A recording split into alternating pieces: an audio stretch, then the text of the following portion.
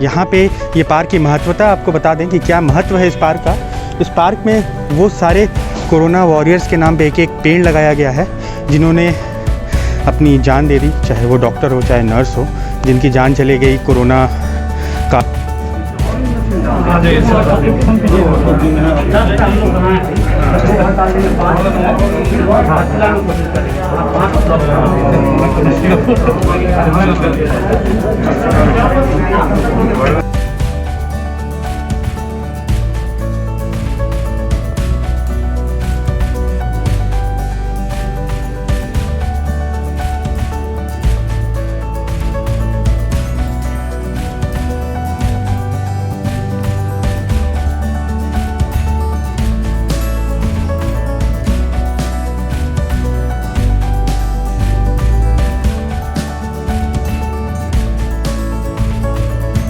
नमस्कार, और मैं अपने प्रिय सहयोगी सृजन मिश्रा के साथ और हम आपको आज यहाँ पे एक तो डायलिसिस यूनिट उसका उद्घाटन किया गया है और दूसरा श्रद्धांजलि पार्क। यहाँ पे ये पार्क की महत्वता आपको बता दें कि क्या महत्व है इस पार्क का। इस पार्क में वो सारे कोरोना वॉरियर्स के नाम पे एक एक पेड़ लगाया गया है जिन्होंने अपनी जान दे दी, चाहे वो डॉक्टर हो चाहे नर्स हो, जिनकी जान चली गई कोरोना काल के वक्त। जब देखिए यहाँ पे नाम भी लिखा हुआ है श्री संजीव कुमार स्मृति में। तो इस तरीके की पहल जो थी सरकार की वो कहीं ना कहीं सराहनीय है, जो कोरोना वॉरियर्स हैं उनके लिए। और सबसे बड़ी बात जो यहाँ पे डायलिसिस यूनिट है उसकी मैं आपको बता दूँ, उसमें जो सबसे अच्छी चीज़ है कि अभी 3 डायलिसिस यूनिट लगा दी गई हैं और एक डायलिसिस यूनिट में 4 घंटे लगेंगे लोगों को उनका डायलिसिस करने में। एक साथ 3 लोग, मतलब 4-4 घंटे के गैप में, जैसा हमारे डॉक्टर ए के लाल ने बताया कि 15 लोगों का एक दिन में हो पाएगा। इस डायलिसिस यूनिट 24 घंटे सर्विस नहीं देगी, सिर्फ दिन के सुबह 10 बजे से लेकर शाम के 5 बजे तक ये कार्य करेगी और लोगों को इससे बहुत मदद होने वाली है। हालांकि बन्ना गुप्ता जी ने भी बताया कि अब हम इसमें और भी यूनिट्स ऐड करेंगे। ये 2 यूनिट सांसद निधि से आई थी, 1 यूनिट सरकार की तरफ से थी और बाकी जो 7 यूनिट और लगाने की इन्होंने बात कही वो बहुत जल्द यहाँ पे आपको देखने को मिलेगा। नमस्कार, अभी हम सदर अस्पताल खास महल से आपको ये दिखा रहे हैं। डायलिसिस यूनिट का उद्घाटन थोड़ी देर में होने वाला है। हालांकि हमारे साथ ए के लाल जी मौजूद हैं, सिविल सर्जन हैं, उनसे बातें करेंगे और जानने की कोशिश करेंगे कि डायलिसिस यूनिट में क्या क्या फैसिलिटीज़ है और क्या क्या सुविधाएं मिलेंगी जो एक्चुअली गरीब तबके के लोग हैं। सर, पहले तो सोशल संवाद में बात करने के लिए बहुत बहुत धन्यवाद। बताइएगा सर इस डायलिसिस यूनिट के बारे में। ये डायलिसिस यूनिट हम लोगों ने सांसद निधि, टाटा कमिंस और कुछ हमारा अपना विभागीय के सहयोग से हम लोग 3 बेड का शुरू किए हैं। भविष्य में इसको 5 बेड किया जाएगा और इससे यहाँ के गरीब लोगों को बहुत ही सुविधा होगा। जो खास करके जो आयुष्मान हैं, जिनके पास लाल कार्ड है, उनका फ्री में डायलिसिस किया जाएगा और जो भी जनरल पब्लिक हैं उनका जो CGHS रेट, जो सरकार का रेट निर्धारित है, हम लोग कोशिश करेंगे कि उससे भी कम दर पर यहाँ पर उन लोगों का डायलिसिस हो सके। तो सर किस तरीके की सुविधा है, मतलब जो मशीन वगैरह हैं, कितने सारे मशीन है डायलिसिस के लिए? अभी तो 3 मशीन लगा है, निकट भविष्य में 2 मशीन और लग जाएगा जी। पूरा हम लोग 5 का, हम लोग वैसे 10 का हम लोगों ने यहाँ पर व्यवस्था किया है, लेकिन 5 तो हम लोग 2-3 महीना में शुरू कर देंगे। अभी 3 से शुरुआत की है जी। और सर एक बार में मतलब अभी 3 लोगों का डायलिसिस किया जा सकता है और एक डायलिसिस होने में कितना टाइम लगता है? 4 घंटा कम से कम लगेगा। अच्छा, तो मतलब एक दिन में 12-15 हम लोग कर लेंगे। 12-15 कर लेंगे, मतलब ये 24 घंटे फंक्शनल रहेगा? नहीं, 24 घंटे नहीं, दिन बस डे आवर में रहेगा। डे आवर में जो डे वर्किंग है 9 से 5 बजे तक। 9 से 5। जो गरीब आएंगे उनके लिए किस तरीके की? जो गरीब आएंगे उनको अगर आयुष्मान लाल कार्ड है तो उनका फ्री में इलाज होगा। इसके लिए कोई सोचना नहीं है, आएंगे अपना कार्ड दिखाएंगे, डायलिसिस होगा, घर जाएंगे।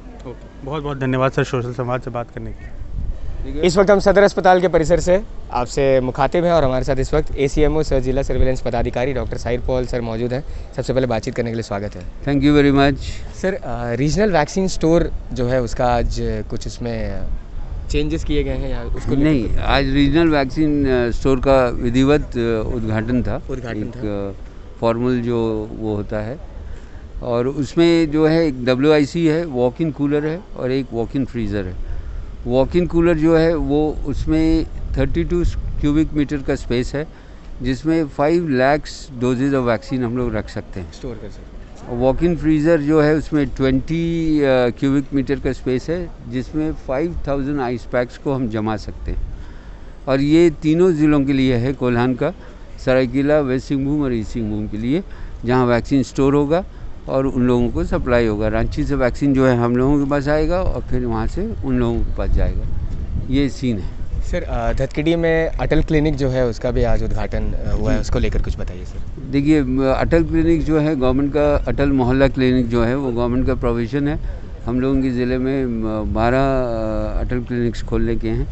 तो उस इलाके में जो है वो क्लिनिक था नहीं, तो एक बिल्डिंग थी गवर्नमेंट की जिसमें उस क्लिनिक को खोला गया, अटल क्लिनिक, और जिसमें हर तरह का इलाज होगा। और सुबह 8 से लेके 10 बजे तक का ओपीडी चलेगा और शाम को 5 से लेके 7 बजे तक का ओपीडी चलेगा, जिसमें डॉक्टर मौजूद होंगे और इलाज करेंगे। और साथ ही साथ हम लोग ने ये भी डिसाइड किया है कि आने वाले दिनों में वहाँ पर रूटीन इम्यूनाइजेशन जो है वो डेली बेसिस पे देखते हैं किस तरह से हम लोग उसको शुरू कर सकते हैं। और फिर आगे मलेरिया का जांच, फालेरिया का जांच, ये सब जो किट्स से जांच होते हैं, सारे जांच का सुविधा जो है, सारे जांच का जो इंतज़ाम है वहाँ पर हम लोग कर सकते हैं। सर, तो वहाँ पे गरीब और ज़रूरतमंदों को किस तरह की मदद मिलेगी, खासकर जो लोग अफोर्ड नहीं कर पाते हैं इलाज कभी-कभी? कोई भी हेल्थ डिपार्टमेंट का कुछ भी होता है तो वो दूसरों की सेवा करने के लिए। तो अगर आप वहाँ देखें तो वहाँ जो अगर इलाज, जो दवाइयाँ हैं जो फ्री में मिलेंगी तो वो गरीबों को बेनिफिट ही होगा, हर तरह की दवा मिलेगी। और ओपीडी में अगर इलाज होता है और अगर कोई ऐसे केसेस होते हैं जो ज़्यादा गंभीर रूप से या ज़्यादा कॉम्प्लिकेटेड होंगे तो उनको हम लोग सदर हॉस्पिटल में फिर रेफ़र करेंगे, वहाँ उसका बकाया इलाज चलेगा। सर, एक लास्ट क्वेश्चन होगा सर, करंट वैक्सीनेशन सिचुएशन को लेकर बताइए, सिटी में किस तरह की वैक्सीनेशन ड्राइव चल रही है? देखिए, वैक्सीन्स हम लोग के पास जैसे जैसे आ रहे हैं हम लोग वैक्सीन्स लोगों को दे रहे हैं, 18+ हो या 45+ हो। 18+ और 45+ दोनों मिला के मैक्सिमम हम लोग 50% से ऊपर लोगों को वैक्सीनेट कर लिए हैं फर्स्ट डोज, और तकरीबन उतना ही सेकंड डोज हम लोगों ने वैक्सीनेट किया। डायलिसिस यूनिट का शुभारंभ किया है हमारे सांसद आदरणीय विद्युत महतो जी के सहयोग से, और उनको हम बहुत धन्यवाद देते हैं, आभार व्यक्त करते हैं कि उन्होंने इस स्वास्थ्य विभाग में अपने सांसद निधि से भी 2 डायलिसिस मशीन दिया है। हम बहुत आभार व्यक्त करते हैं। और स्वास्थ्य विभाग एक ऐसा विभाग है जो पक्षपाती का विभाग नहीं होता है, जो राजनीति का विभाग नहीं होता है, वो विशुद्ध रूप से मानवता का विभाग होता है। और मानवीय दृष्टिकोण से सांसद महोदय ने 2 दिया है और हम लोग इसको 10 यूनिट तक आगे बढ़ाएंगे, और अभी 3 यूनिट लगा है, इसको आगे हम लोग 10 यूनिट तक बढ़ाएंगे। और जल्दी ही इसमें एक RT-PCR मशीन भी हम लगाने जा रहे हैं। और साथ ही साथ हम इस सदर अस्पताल के चिकित्सकों के प्रति, हमारे सिविल सर्जन साहब, ACMO सबके प्रति, जितने डॉक्टर हैं उनके प्रति बहुत आभार व्यक्त करते हैं कि वो बेहतर व्यवस्था के साथ सदर अस्पताल को चला रहे हैं। इसके लिए हम जितने डॉक्टर हैं, चिकित्सक हैं, पैरामेडिकल स्टाफ हैं, सफाई कर्मी हैं, या इससे जुड़े जितने लोग हैं, सबके प्रति आभार व्यक्त करते हैं, उनको धन्यवाद देते हैं और उनके प्रति बहुत मन से खुशी व्यक्त करते हैं कि बहुत बेहतर व्यवस्था है, और सांसद को भी पुनः धन्यवाद देते हैं। जो व्यवस्थाएं होती है सरकारी, लगभग देखा जाता है शहरी क्षेत्रों में, आज भी डायलिसिस यूनिट का उद्घाटन हुआ है, तो गांव में इसकी क्या ज़रूरत है? देखिए, आज जहाँ पे डायलिसिस सेंटर का उद्घाटन हुआ है, अगर देखा जाए इस पूर्वी सिंहभूम जिला के ग्रामीण क्षेत्र एक माना जाए। पहले जो सरकारी व्यवस्था था वो MGM में था, सरकारी व्यवस्था में। आज धीरे धीरे जो जहाँ हमारा, लेकिन हाथा गाटसिला बारागोला की बात वास्तविक सही है, आज जो मेन सरकार के जो भी स्वास्थ्य विभाग में जो मेन पावर है, मेन पावर को देखते हुए आज हमारे सिविल सर्जन जो कार्यालय के समीप सदर हॉस्पिटल है, यहाँ हमारा मेन पावर है। तो अब डायलिसिस सेंटर चलाने के लिए मेन पावर की भी ज़रूरत पड़ती है, तो उस हिसाब से हमारा उस क्षेत्र में मेन पावर उतना नहीं हो पा रहा था, जिसका चलते उधर नहीं हुआ। आज यहाँ पे मेन पावर है। इसके लिए हम लोग अपने मुख्यमंत्री माननीय हेमंत सोरेन जी के और माननीय स्वास्थ्य मंत्री बन्ना गुप्ता जी से इसके लिए हम लोग पहले लिखित तौर पे दिए, पहल भी किए, और उनके ओर से आज डायलिसिस सेंटर का भी उद्घाटन हुआ। और अपने विधायक निधि से भी एक बेड का हम लोग इस सदर हॉस्पिटल में एक बेड का डायलिसिस सेंटर बेड का हम लोग निधि से भी देने का काम किए हैं, ताकि जो हमारा क्षेत्र में ग्रामीण क्षेत्र में जो लोग हैं उनके लिए सुविधा हो। क्योंकि इससे पहले जब हम लोग चुनाव से पहले थे तो उस समय क्षेत्र भ्रमण करते थे, तो उस समय गांव के लोग कहते थे कि डायलिसिस कर नहीं पाता था और उनके पास व्यवस्था नहीं होता था, जिसके कारण लोग अपना इलाज सही ढंग से नहीं कर पाता था। और कोई लोग भी हम लोग से क्षेत्र भ्रमण के दौरान गरीब लोग जो हैं उन लोग पैसा का भी डिमांड करते हैं कि हम लोग डायलिसिस करवाएं।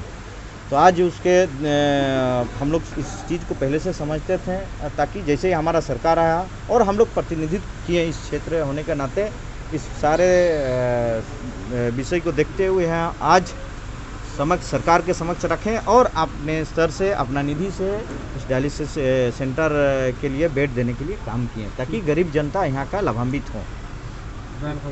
दादा कितना लाभ होगा आम गरीबों को? देखिए हमारा हेमंत सोरेन सरकार का एक सबसे बड़ा सोच है कि हम एक बेहतरीन व्यवस्था कैसे दे सकते हैं हर विषय पर, चिकित्सा में, किसी कार्य में, खेल कूद में, शिक्षा में, और हर एक विषय पर हम क्रांति करना चाहते हैं। मेरा सौभाग्य का विषय है कि आज पूरे देश में अगर आकलन करेंगे तो नंबर 3 में हमारे मुख्यमंत्री आ गए हैं। ये हम सब के लिए और झारखंड के जनता के लिए एक सौभाग्य का विषय है कि इतना मेहनत और परिश्रम करके कम समय में 1.5 साल का कोविड-19 के साथ लड़ाई करते करते समय को पार किए और पूरे दुनिया के देश के सामने नंबर 3 में अपने आप को खड़ा किया। भारतीय जनता पार्टी को बर्दाश्त नहीं, तरह तरह का परेशान करने का काम करता है। और आज डायलिसिस का जो ये हम लोग यहाँ पर जो हॉस्पिटल में आज इसका शुभारंभ हुआ है, इसके लिए भी हम राज्य के मुख्यमंत्री को और हमारे स्वास्थ्य मंत्री को बधाई देंगे कि जिन्होंने काफ़ी तत्पर हो के हम सारे लोग के साथ संपर्क किया। और हम लोग भी अपना निधि से भी, हमारे संजीव भाई भी लिख के दिया, हम लोग भी लिख के दिए हैं। और गांव के लोगों को कैसे बेहतरीन व्यवस्था दे सकते हैं, इस पर हम लोग हमेशा प्रयासरत है। हम अपना क्षेत्र का घोषणा भी कर दिए, पेपर में भी देखे हैं कि एक इंफ्रास्ट्रक्चर हम अपना बरागुड़ा में खड़ा कर रहे हैं, ताकि गांव के लोगों को सुदूर ग्रामीण क्षेत्र में जो है, जिसको बंगाल बहुत नज़दीक होता है, इधर 100 किलोमीटर आना पड़ता है, तो जब 100 किलोमीटर का बात करेंगे तो झड़गाम जाके करा लेगा। तो हम चाहते हैं कि हमारा एक भी आदमी हमारा मानचित्र पार करके नहीं जाए, क्योंकि ये सौभाग्य है कि सिद्धू कानू का धरती में हम पैदा हुए हैं, जहाँ पर मिट्टी खोदने से हमारा क्षेत्र एक ऐसा जगह है जहाँ पर मिट्टी खोदने से पन्ना और नीलम पत्थर मिलता है। और मिट्टी के ऊपर जो माँ है, जो बहन है, जो परिजन, उसका इलाज और उपचार आज भी बंगाल उड़ीसा में हो रहा था। हम वो व्यवस्था को बिल्कुल दुरुस्त करना चाहते हैं, क्षेत्र में इलाज कराना चाहते हैं। हम एक डायलिसिस का वहाँ पर इंफ्रास्ट्रक्चर खड़ा करें, क्योंकि हमारे विधायक जी जो है इनका तो 1 महीना के अंदर हम लोग खड़ा करेंगे, क्योंकि इनका तो है जमशेदपुर नज़दीक है, इनको कहीं दिक्कत, हमको काफ़ी दिक्कत होता है, तो हम लोग उसको खड़ा कर रहे हैं। और खाली उतना ही नहीं, जितना एक्सरे और जितना और भी व्यवस्था था, सारे चीज़ वहाँ पर AC 3-3, 4-4 AC हम अपना विधानसभा का 2 SC में लगा रहे। और निश्चित रूप से मुख्यमंत्री जैसा नंबर 3 में आया पूरे देश में, हम लोग भी उनका मान सम्मान के साथ अपना क्षेत्र में 1 नंबर का विधानसभा कैसे बनाएंगे, इस पर हम लोग प्रयासरत हैं। तो देखते रहिए सोशल संवाद में अपने प्रिय सहयोगी सृजन मिश्रा के साथ। जय हिंद।